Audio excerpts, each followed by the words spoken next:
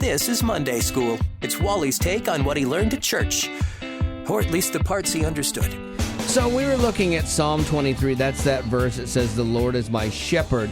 And we see shepherd analogies in the Bible because the people of the day understood that reference. And it's a little different for us because very few of us have ever been responsible for any livestock. Right. But when you learn more about that relationship between the shepherd and the sheep, then it starts to make more sense. And so I love when pastors go into that kind of stuff, the history of it. Because back in the day, if a shepherd had a sheep that would run off, the shepherd would actually break its leg. You're like, Oh. yeah, exactly. Betty Rock's reaction is like, we go, what in the world? That's horrible. What is wrong with you? That's just mean. Yeah, exactly. And on the surface, it sounds atrocious. But what would happen is the sheep then would be carried on the shoulders of the shepherd. Like, it's not like he broke its leg. It was like, you're on your own. He broke its leg, put it on his shoulders, and he carried it around with him. And that sheep was dependent on him. And that sheep's head was right near his mouth, and the sheep would learn his voice so that, when it learned the lesson and its leg healed, it wouldn't run off next time. So you're kind of forcing it to love you.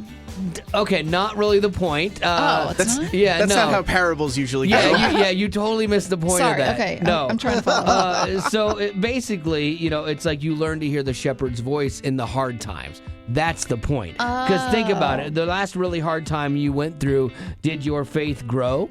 I know when I go through rough times, my faith grows because I become dependent on the shepherd and I hear his voice in that hard time far more than I do in the good times. It gets drowned out in the good times, or I'm so, worried about being in control myself that I don't seek him out. But the difference between us and the sheep is when the sheep heals, it stays with the shepherd. It follows him. And so many times we get in trouble, our figurative leg gets broken and then heals up, and we walk away from God and we get further and further away from him, and we start to not hear his voice anymore. I think that's a pattern that most of us live in, and no one likes suffering. It's the worst. But the purpose of the pain is to draw us closer to God, and if the result is in us staying by his side, then it was worth it. But if we go through a tough time and it doesn't strengthen our relationship with God, then it was just pain, and the pain was kind of pointless. But if we use the pain to draw us closer to God and to,